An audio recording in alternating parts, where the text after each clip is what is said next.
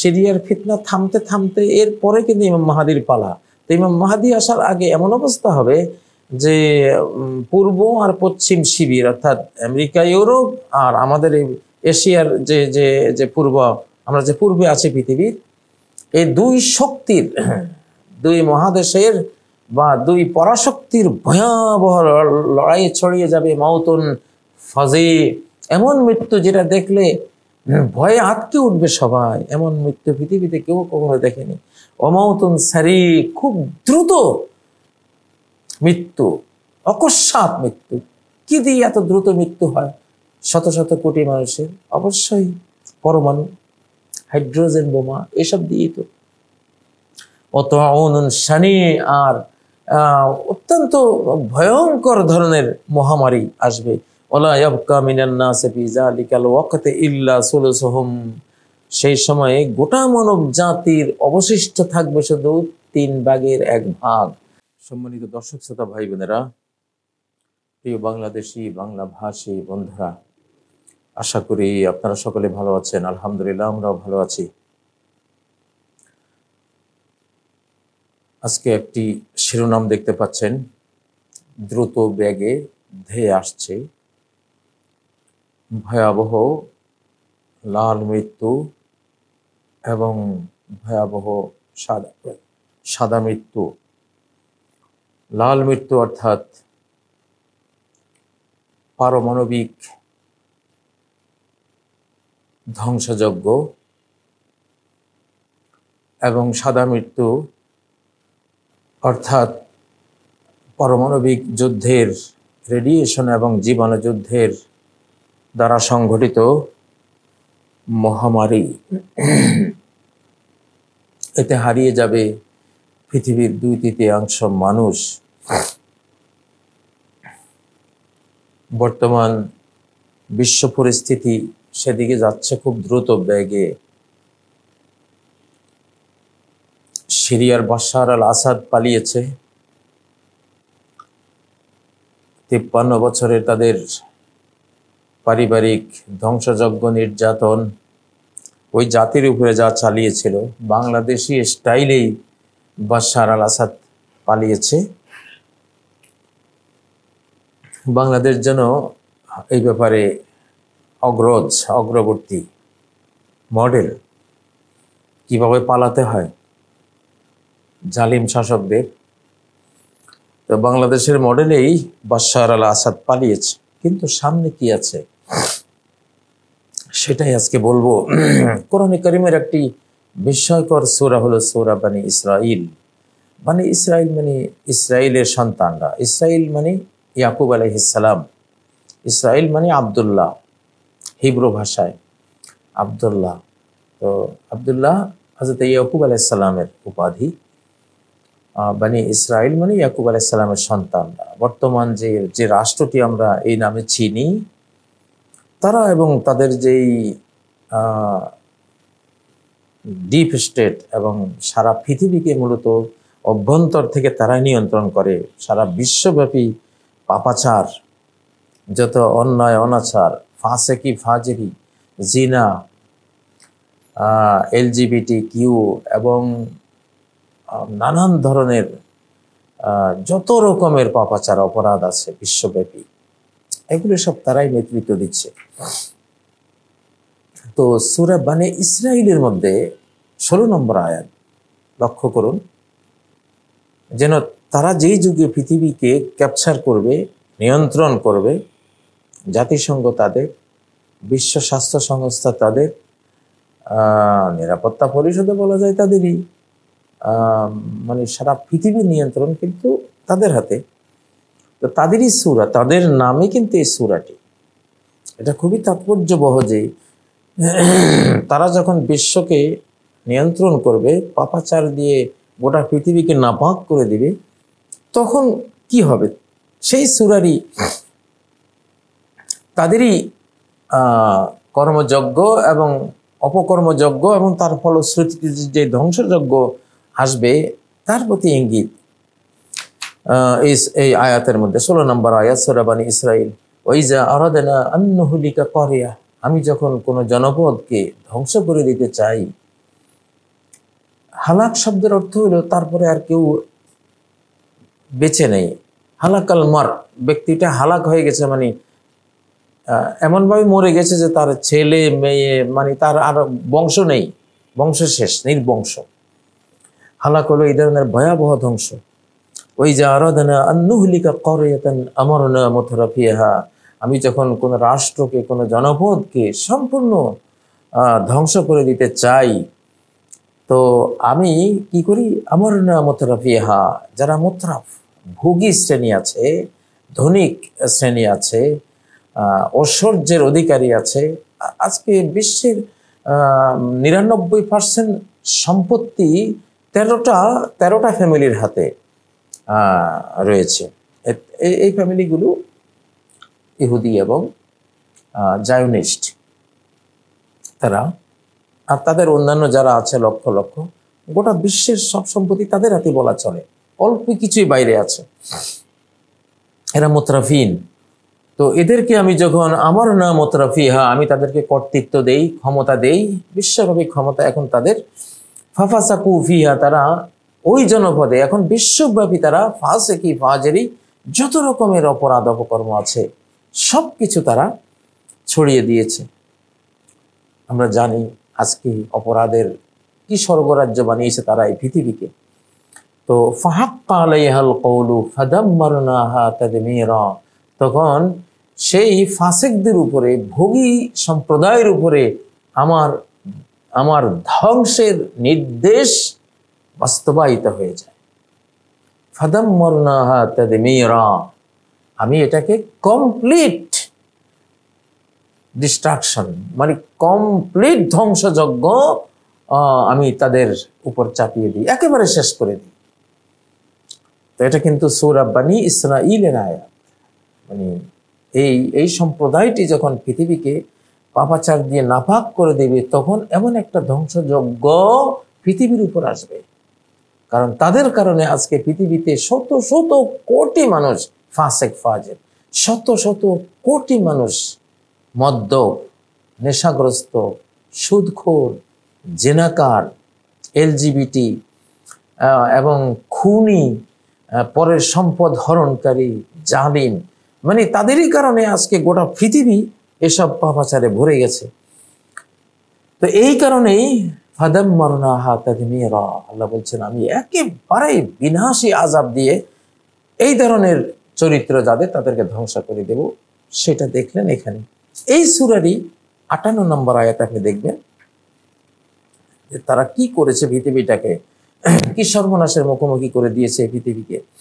আল্লাহ কি বলছেন, ওয়া ইম মিন ক্বরিয়াতিন ইল্লা নাহনু মুহলিকুহা ক্বাবলা ইয়াউমিল কিয়ামা, পৃথিবীর মধ্যে যত রাষ্ট্র আছে এমন একটা রাষ্ট্র থাকবে না এমন কিয়ামতের আগে, ক্বাবলা ইয়াউমিল কিয়ামা, মহাপ্রলয়ের আগে, মানে এই টাইমটাই আমাদের মহাপ্রলয় আসার আগে এমন একটা যুগ আসবে যে ওই যুগে এমন কোন জনপদ, দেশ, রাষ্ট্র আমি অবশিষ্ট রাখবো না, যাকে আমি হয় একেবারে ধ্বংস করে দেব, অথবা আও মুআযযিবুহা আযাবান শাদীদা, কঠিন শাস্তি ভোগ করাবো। যারা ধ্বংস হওয়ার তাদেরকে সম্পূর্ণ ধ্বংস করে দেব, আর যাদের পাপাচার অত ভয়াবহ নয় তাদেরকেও কঠিন শাস্তি আমি আস্বাদন করাবো। এই সূরারই আয়াত, এই সূরারই এই বনী ইসরাইল সূরার সর্বশেষ 104 নম্বর আয়াতটি নিয়ে আসছি।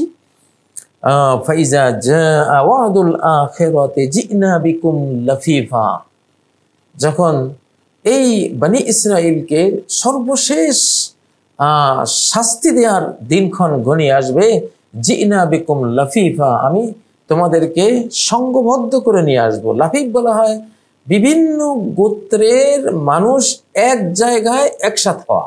বর্তমান যে রাষ্ট্রটি আছে বনী ইসরাইল, তাদের এটা মানে আমেরিকা থেকে, ইউরোপ থেকে, অস্ট্রেলিয়া থেকে, রাশিয়া থেকে, মানে চতুর্দিক থেকে এসে ওখানে জড়ো হয়েছে। এটা হলো লাফিফ, তো সেটা হয়েছে।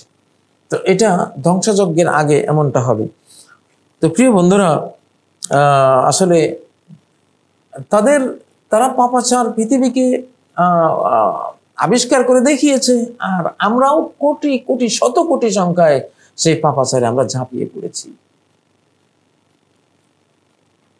আজকে সুদ গোটা পৃথিবীকে ছেয়ে ফেলেছে, জিনা গোটা পৃথিবীকে ছেয়ে ফেলেছে, আজকে এলজিবিটি, আজকে যে এগুলো মানে কম এলুতের অভিশপ্ত যেই কর্ম, এই কর্ম গোটা পৃথিবীকে এখন ঢেকে ফেলেছে। এবং অন্যায়, অনাচার, জুলুম, খুন এগুলো গোটা বিশ্বে ছড়িয়ে গেছে। সৃষ্টিকর্তার থেকে মানুষকে দূরে সরিয়ে দেওয়ার নতুন নিউ ওয়ার্ল্ড অর্ডার, বিশ্ব ব্যবস্থা, এবং সর্বক্ষেত্রে কর্পোরেট এবং মাফিয়ারা মানে এক অপরাধের মহারাজ্যে পরিণত করেছে এই পৃথিবীকে। তো অতএব এখন ধ্বংসযজ্ঞের জন্য আমাদের খুব অল্প সময় আমরা পাবো, এই সাজা আমাদের উপরে আসতেছে। সেটাই আজকে আমি বলেছি, লাল মৃত্যু এবং সাদা মৃত্যু। এটি হযরত আলী রাদিয়াল্লাহু তাআলা এর একটি হাদিস। হাদিসটি হলো বাইনা ইয়াদাইল কায়মি মাউতুন আহমারু ওয়া মাউতুন আবিয়াদু।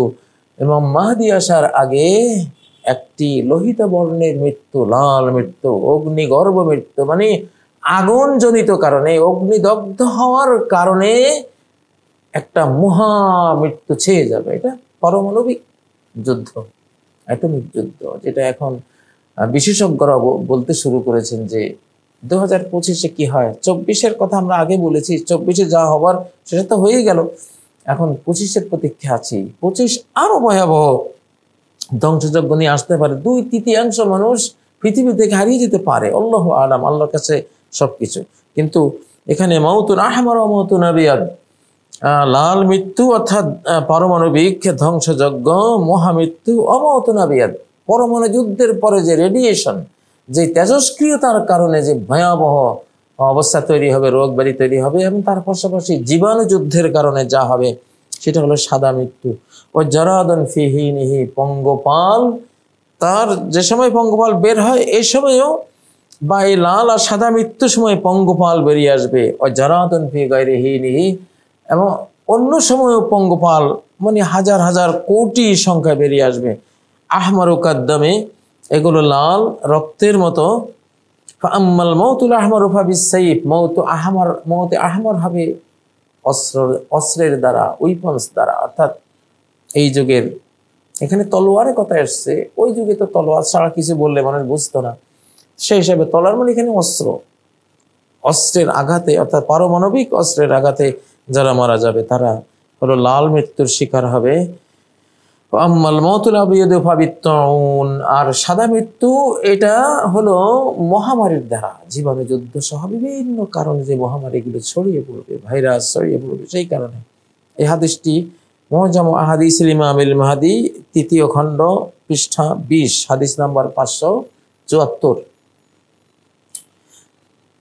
এই বর্ণনা শুনলেন। হযরত আলী থেকে আরেকটি বর্ণনা রয়েছে, নাম কাতলুন ফাজি, এক মানে ভয়ানক হত্যাকাণ্ড ঘটবে পৃথিবীতে। সিরিয়ার ফিতনা থামতে থামতে এরপরে কিন্তু ইমাম মাহাদির পালা।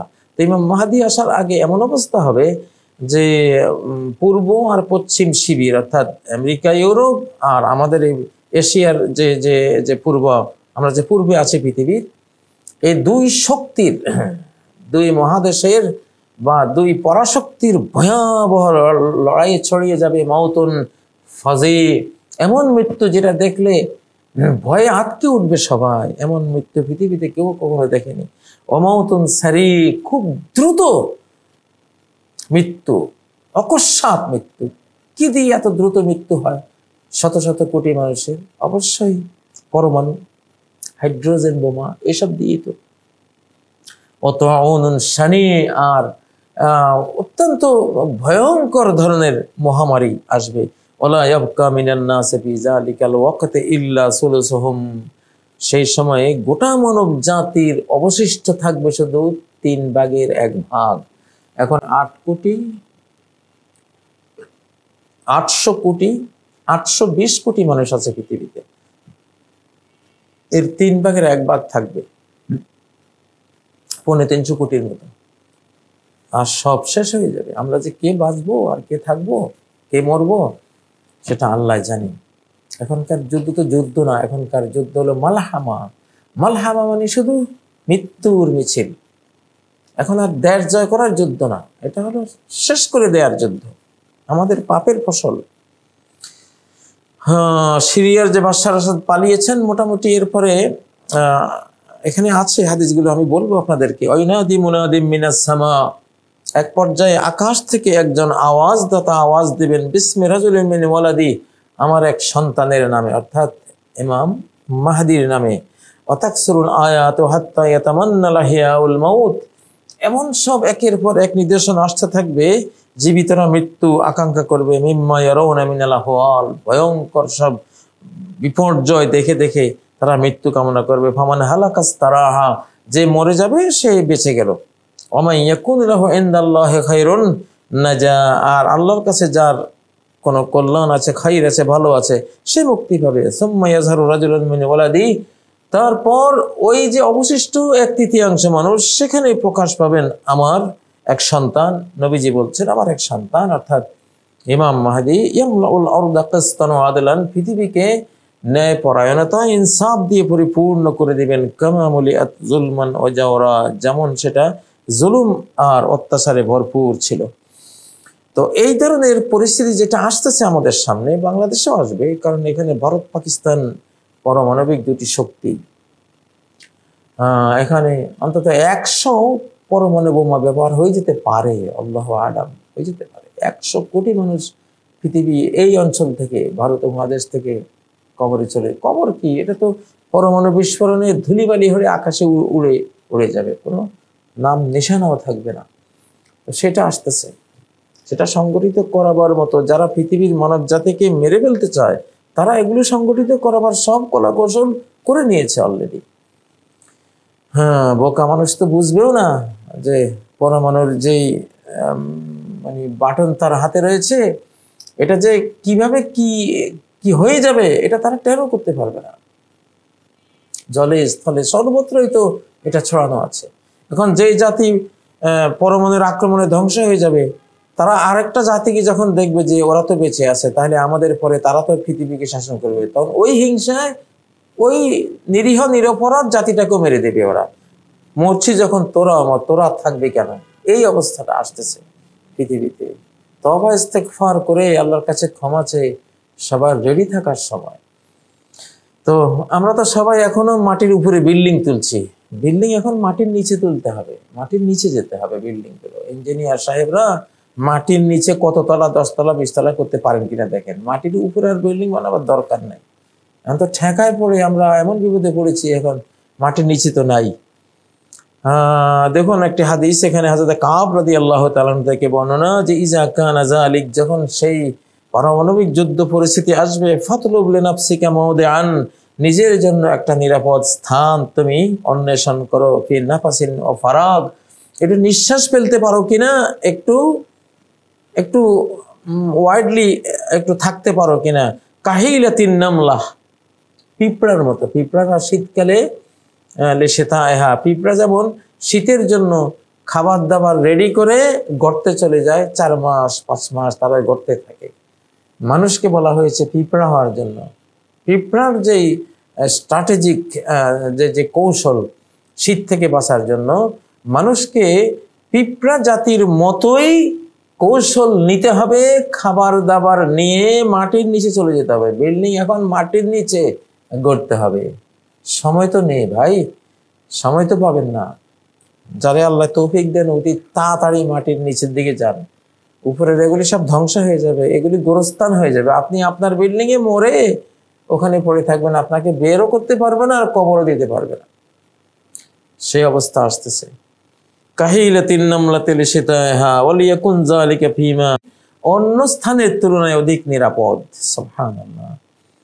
কাব রাদিয়াল্লাহু আনহু বলেন এই হাদিস, এগুলো হাদিসেরই কথা, নবীজি ছাড়া বলে কেউ বলতে পারেন না। ওনার যে আবু হুরায়রার গোপন ব্যাগ, বা উনি যে সকাল থেকে সন্ধ্যা পর্যন্ত সমস্ত ভয়াবহ বিপর্যয়ের হাদিসগুলি একদিন সংবাদগুলি দিয়ে গিয়েছিলেন, সেগুলোর অন্তর্ভুক্ত এগুলো।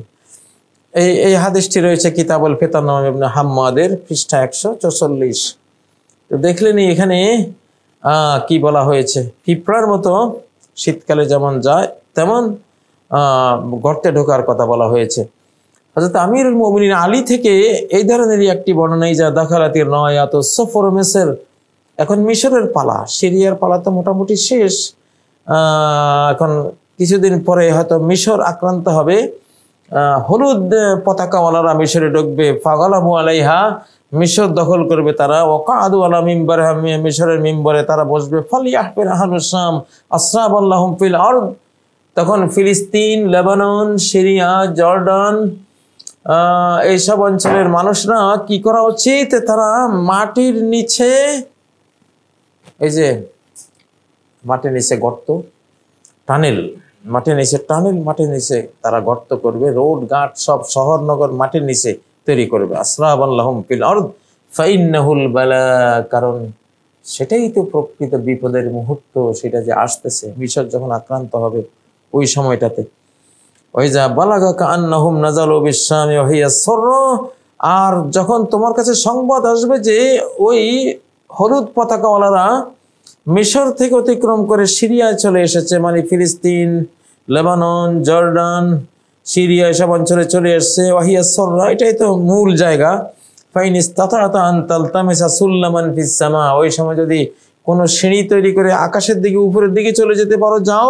আও নাফাকান ফিল আরদ, অথবা গর্ত করে খুঁড়ে মাটির নিচে চলে যেতে পারো, যাও। ফাফআল। আল্লাহু আকবার। ফাইজা আকবালাতির রায়াতুস সুদ মিনাল মাশরিক, কালো পতাকাওয়ালারা যখন পূর্ব দিক থেকে আসবে, ওর রায়াতুস সুফর মিনাল মাগরিব, পশ্চিম অর্থাৎ ইউরোপ আমেরিকা থেকে যখন হলুদ পতাকাওয়ালারা আসবে, অলতাকাত ফি সুররাতি শাম, সিরিয়া এসে দুই শক্তি, এশিয়ার শক্তি আর ইউরোপ আমেরিকানের দুই শক্তি যখন সিরিয়া বা অর্থাৎ সিরিয়ার, জর্দান, লেবানন এবং এই অঞ্চলে যখন তারা যুদ্ধের মুখোমুখি হবে, ফাহুনালিকাল বালা, তখন শুরু হবে প্রকৃত বালা মুসিবত। ফাবাতনাল আরদি ইয়াওমাইজিন খায়রুম মিন যাহরাহা, তখন পৃথিবীর গভীরে ভূগর্ভে চলে যাওয়া অনেক উত্তম হবে ভূপৃষ্ঠে থাকার চেয়ে। প্রিয় বন্ধুরা, তো এই যে অবস্থাটা, এখানে আরো একটি হাদিসে রয়েছে, লা ইয়াখলুসু মিনহা ইল্লা মান ইস্তাযাল্লা বিযিল্লি আফনানিন ফিমা বাইনা ওয়া বাইনাল বাহর, সাগর তীরে গিয়ে যদি গাছগাছালি পাও, তাহলে গাছের ছায়ায় সাগর পাড়ে গিয়ে আশ্রয় নাও। হয়তো গাছের কারণে অক্সিজেন থাকবে, একটু শীতলতা থাকবে। তখনকার যে ভয়াবহ পারমাণবিক যুদ্ধের পরিস্থিতিতে কি যে হবে আল্লাহ জানে। তো হাদিসগুলিতে তো এই ধরনের পরামর্শ আসছে, সাগর তীরে যাওয়ার এবং গাছের ডাল পেঁচিয়ে থাকার। ফল আসলামুল নাসি মিন তিলকাল ফিতনা মাউতে উত্তিলালি ওয়াস সাইফ ওয়াল আনজা আস-সাহিল ওয়াল হিজাজ, ওই ভয়াবহ বিপর্যয় থেকে বাঁচার জন্য আরেকটি আশ্রয়স্থল হলো পাহাড়ের চূড়া। পাহাড় চূড়াতে গেলেও অনেকটা নিরাপত্তা মিলবে, তবে সবচেয়ে বেশি নিরাপত্তা মিলবে আস-সাহিল ওয়াল হিজাজ, সাগর তীর এবং মক্কা মদিনায়। এটি রয়েছে নুআইম ইবনে হাম্মাদের কিতাবুল ফিতান ৪র্থ খণ্ডের মধ্যে। তো আরেকটি হাদিস রয়েছে এখানে, লা ইয়াখরুজুল মাহদি হাত্তা ইউকতালা সুলুস ওয়া ইয়ামুতা সুলুস ওয়া ইয়াবকা সুলুস, ইমাম মাহদি বের হবেন না যাবত 1/3 মানব জাতি খুন হয়ে যাবে, অর্থাৎ পরমাণু যুদ্ধে। ওয়া ইয়ামুতা সুলুস, আর 1/3 মানব জাতি মরে যাবে জীবাণু যুদ্ধ বা রেডিয়েশন, তেজস্ক্রিয়তা ইত্যাদিতে। ওয়া ইয়াবকা সুলুস, 1/3 শুধু বেঁচে থাকবে। এটি মুজাম আহাদিসের ইমামুল মাহদি ৩য় খণ্ড ২১ পৃষ্ঠায় রয়েছে। হাদিস নম্বর ৪৪০, হাদিস নম্বর ৯৫৫, ৫৭৫। তো এগুলো সত্য সংবাদ, আকাশ থেকে এসছে। তো যাই হোক, এগুলোর ভিতর দিয়ে মুসলিম উম্মার বিশাল অংশ বেঁচে যাবে এবং ২/৩ মানব জাতি হেরে যাওয়ার পর তখন আর কোনো পারমাণবিক অস্ত্রও থাকবে না, এত সব টেকনোলজিও থাকবে না, আধুনিক মারণাস্ত্র থাকবে না। তখন এগুলি ফেলে দিয়ে যারা বেঁচে থাকবে তারা অতীতের মতো তীর, তরবারি, বল্লম, ঘোড়া, গাধা, খচ্চর এবং লোহার বর্ম এইসব দিয়ে তারা যুদ্ধ করবে। তখন ওই স্বল্প সংখ্যক মানব জাতি যারা থাকবে তাদের মধ্যে পরমাণু যুদ্ধ শেষে যারা বেঁচে যাবে তারা বিশ্বকে নিয়ন্ত্রণ করবে। তারা, আমরা জানি যে মূলত তারা মুসলিম উম্মাহ, মুসলিম জাতি হবে ঈমানের বারাকায়, কোরআনের বরকতে, আল্লাহর হেফাজতে তারা পারমাণবিক যুদ্ধেও অনেক বেঁচে যাবে। কাফেররা যেভাবে আক্রান্ত হবে পরমাণু যুদ্ধে, মুমিনরা সেরকম আক্রান্ত হবে না ঈমানের কারণে। ওয়ান্তুমুল আলাউনা ইন কুনতুম মুমিনিন, যদি মুমিন হও তাহলে তোমরাই সবার উঠতে থাকবে। আরেকটা হাদিস দেখুন এখানে, ইজাল তাকাত ফিতনাতুম মিনাল মাগরিব ওয়া উখরা মিনাল মাশরিক, যখন যুদ্ধের ফিতনা আসবে পশ্চিমা বিশ্ব থেকে আরেকটি পূর্ব অর্থাৎ এশিয়া মহাদেশ থেকে, ফালতাকা বিবাতনি শাম, তারা শাম অর্থাৎ লেবানন, জর্দান, সিরিয়া, ফিলিস্তিন এবং ইসরায়েল এই অঞ্চলে যখন তারা যুদ্ধে নিপতিত হবে, লিপ্ত হবে, ফাবাতনুল আরদি ইয়াওমাইজিন খায়রুম মিন যহরিহা, সেই যুদ্ধে তো পারমাণবিক অস্ত্র ব্যবহার হয়ে যাবে চতুর্দিকে, তখন মানব জাতির জন্য ভূগর্ভে চলে যাওয়া অনেক কল্যাণকর, অনেক উত্তম, মিন যহরিহা, ভূপৃষ্ঠে থাকার চেয়ে। কারণ এগুলি মৃত্যুপাত, সব গোরস্থান হয়ে যাবে এগুলো। ফাইল্লাম তাজিদু ইল্লা জহরা আকরাব ফাদখুলু ফিহি, ইবনে আব্বাসের হাদিস, এটা নবী সাল্লাল্লাহু আলাইহি ওয়াসাল্লাম থেকে, যদি তোমরা একটা বিচ্ছুর গর্ত খুঁজে পাও, যদি ঢুকতে পারো ওখানে ঢুকে যাও। ফাদখুলু ফিহি ফাইন্না ইয়াকুনু শাররুন তাওয়িল, কারণ দীর্ঘ এক অনিষ্টকর বিশ্ব পরিস্থিতি তোমাদের সামনে আসবে। এটি কিতাবুল ফিতান ইবনে হাম্মাদের 144 নম্বর হাদিস, 144 নম্বর পৃষ্ঠা হাদিস। তো প্রিয় বন্ধুরা, আসলে বিশ্ব পরিস্থিতি কতটা ভয়াবহ সামনে আসছে সেটা তো আপনারা এই হাদিসগুলো থেকে মোটামুটি জানলেন, দেখলেন। আজকে আর আমি লম্বা করছি না। তো আল্লাহ তাআলা আমাদেরকে, আমাদের সন্তানদেরকে বাঁচিয়ে রাখেন। আর আমরা যারা চলে যাব পৃথিবীতে, যারা যাবে মৃত্যুর কোলে ঢলে পড়বে, তাদেরকে যাতে আল্লাহ শহীদি মরণ দান করেন। নিশ্চয়ই ঈমান থাকলে তো শহীদি মৃত্যু আসবে। তো এখন যে বাংলাদেশ পরিস্থিতি, এটা কিন্তু তৃতীয় বিশ্বযুদ্ধেরই একটা পার্ট, একটা অংশ। এটার সাথে জড়িয়ে যাবে, যদি যুদ্ধ, ভারত যদি আক্রমণ করে, বাংলাদেশ জড়িয়ে যাবে, পাকিস্তান জড়িয়ে যাবে, ইরান জড়িয়ে যাবে, তুরস্ক, আফগানিস্তান, এগুলো সব জড়াবে এখানে। তো এখানে এক ভয়াবহ ধ্বংসযজ্ঞ হবে, নিয়তির লেখা হয়তোবা। সে কারণেই এগুলো, মানুষ এগুলো থেকে বাঁচতে পারবে না। কারণ মানুষের এখন আকল নাই, বিবেক, প্রকৃত আকল, বিবেক, বুদ্ধি মানুষের এগুলো চিন্তাই হয়ে গেছে। ওয়াইন্নাহু লায়ুনজাউ উকুলু আহলি যালিকাজ জামান, সে জামানার মানুষের সুস্থ বিবেক হারিয়ে যাবে, চিন্তায় হয়ে যাবে। বিভিন্ন প্রযুক্তির কারণে, নেশার কারণে, পাপাচারের ভরমার পাপাচারের কারণে মানুষের সুস্থ বুদ্ধি জ্ঞান আর নাই।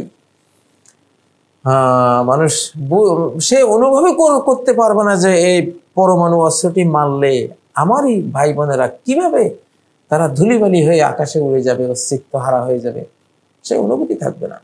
এই ধরনের মানুষ পৃথিবীতে এখন কোটি কোটি আছে।